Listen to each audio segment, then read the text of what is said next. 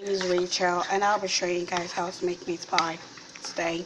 Well, first of all, you want to make sure your meat is fried and mixed with your carrots. Then, when you do that, you first of all you cut your carrots and your potatoes and your onions, and you put your meat on the pot and fry for a while so it's this color.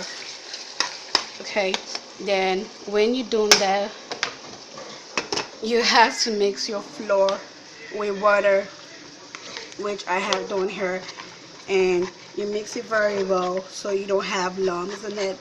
And you can see I'm mixing it very well, and I'm also preparing stew. Also, I'm preparing red stew, but the main aim for this video is to show you how to make meat pie. So I'll be multitasking today.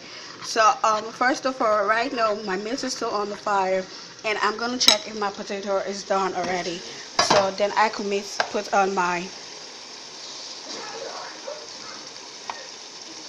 Okay, it's yet to done. So I'm gonna leave it for some minutes. But then while I'm doing that, while I'm letting that make done, I'm gonna make sure I mix my thickener well, so I don't have lumps in it. You can see how it is. See, you can use a measurer to measure the quantity you need, but in this case, I'm not making meat pie for plenty people. I'm just making it for the house. So I'm just showing you. And then once you've done this, the essence of putting the flour inside your meat is to make it clog. Like you want to make it moist, sorry. So once it's moist, it gives it a good taste, and you can like preserve your meat pie in the fridge, and whenever you're ready to eat it, you can just bring it out from the fridge and you can microwave it, and it's still looking fresh like the first day you made it. So I'm gonna show you how I do it. First of all, I already told you I already had my meat done already. It's almost done, and I'm gonna put my flour in it to make it moist now. So this is it. You don't want to put too much of it, so you just put a little of the flour in it. Then you mix it, and let's see, yeah, this is what you want it to look like.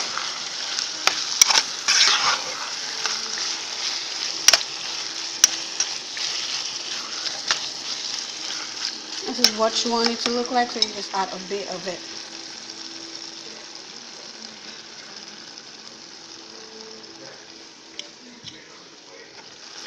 And you mix it well.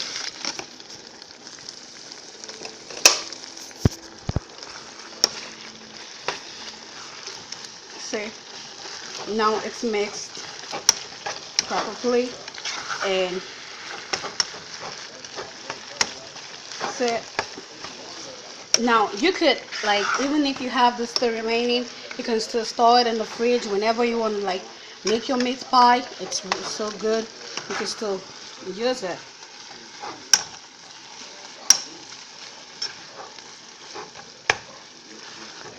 Now I'm gonna put this on a low heat, a very low heat. So you can see how low the heat is. So I'm gonna leave it for 8, and once that is there, I start mixing up my dough. First of all, you want to make sure your hand is properly clean.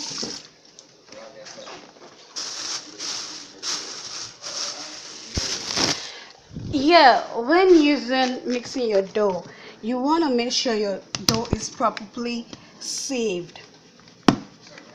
And when I mean sieved, it's like so you don't have it's bringing out seeds and stuff when you mix. So after pouring my flour in my bowl, I'm going to be putting my baked powder in it. But you don't want to put too much baked powder though. But I'm going to show you how many quantity of baked powder I use.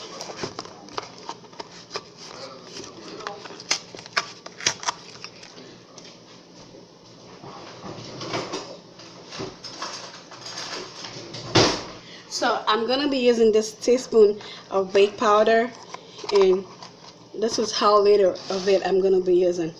But if that is not enough, you can just still add a little more in it. It depends on how your flour is. If your flour is much, you add a little baked powder, or you add a little more baked powder to it. Many people don't really like using sugar for their meat pie. Some use salt, but I also use salt and sugar into mine just to give it a good taste. But it's still gonna come out fine and nice. So I put a little bit of salt in it. Then I mix it together.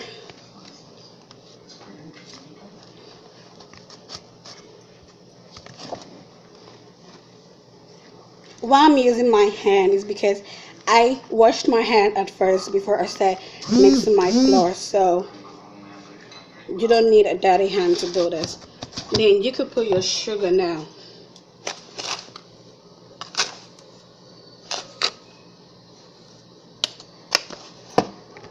And you mix it very well.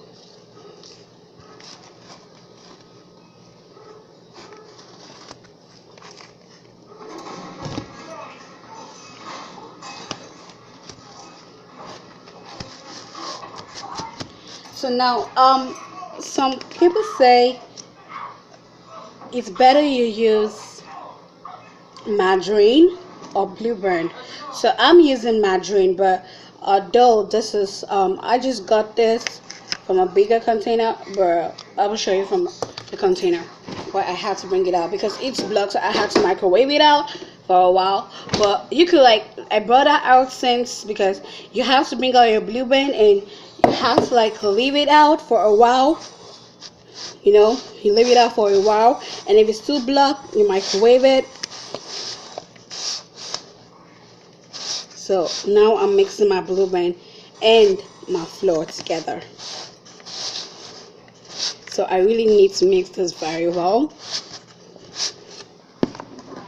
As you can see, this is me mixing it. Well, you can subscribe for more video on YouTube on my channel, SharonAwam.com. On YouTube, you can subscribe, you can like the page and anything, and I will show you more recipes on baking and cooking other kinds of dishes.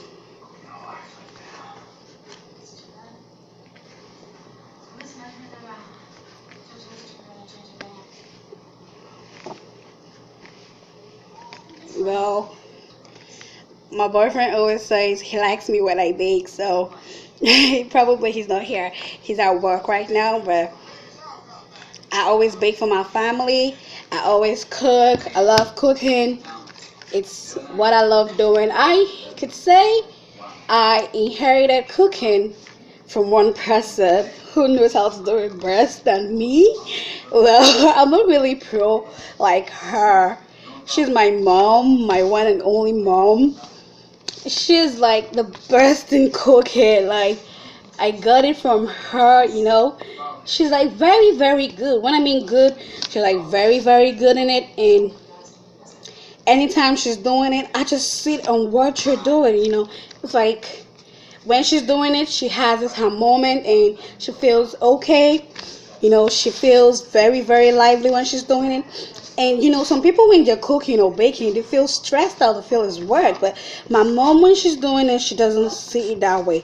She see it like, oh God, this is her responsibility. She really has to do this. So she loves what she's doing.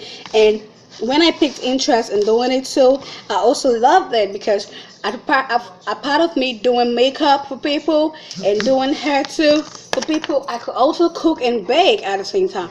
So it's nice. It's something I also love doing too, apart from doing my own career work as a cosmetologist. So I believe as a cosmetologist, you can do any kind of thing you want to do. You can add it up: catering, cooking, hairstyling, designing clothes, and designing hair, and any stuff. You could do it together. Once you love doing it, you're going to be very good in it. So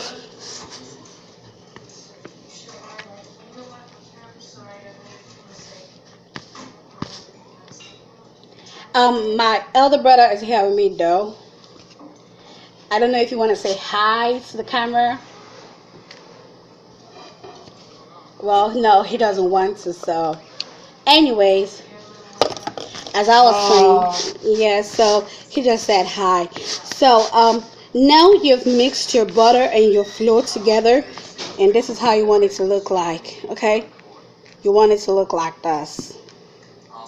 Okay, so once it's looking like this, then you add a bit of water, just a bit of water on your. You see, I'm putting the water on my hand, and I pour it like this. I don't want it to be too watery. You don't want your dough to be too watery, so you have to watch the quantity of water you put.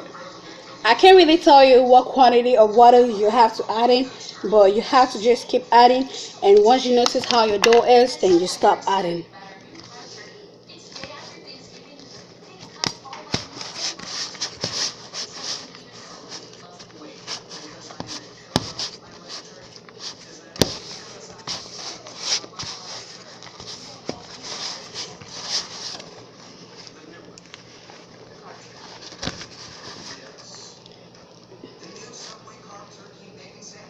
So you see it's a bit sticky in my hand, so that's to say we don't need to add much water anymore. We just have to mix it very well. And when doing this, you make sure you mix it very well. You might need a bigger bowl to do this, so when you mix it well.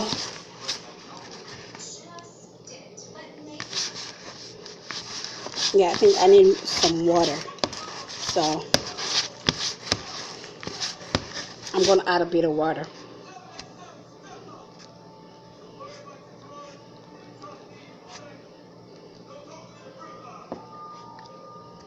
I'll just add a bit of water.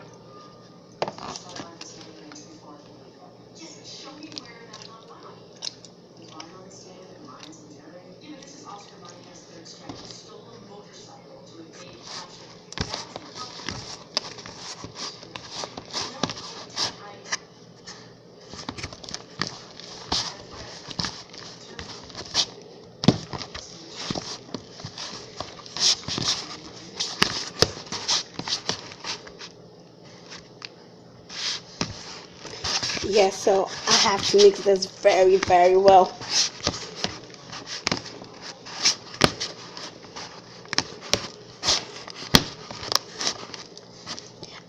I won't lie to you guys. The first time I actually made meat pie, it wasn't really good as this. Why? Because it was my first time of doing it, but my mom really helped me out though. She was like, "Don't worry, the next time you're gonna do it, you're gonna be perfect in it." And times I started practicing and doing it, and yeah, it was what she said was true, because when you practice it more often, you become very good in it. So the more you practice, the more you do a good job. Okay, so I have to mix this very well. I think I added too much water, so I'm gonna get more flour now to just top up on it. I'll be right back.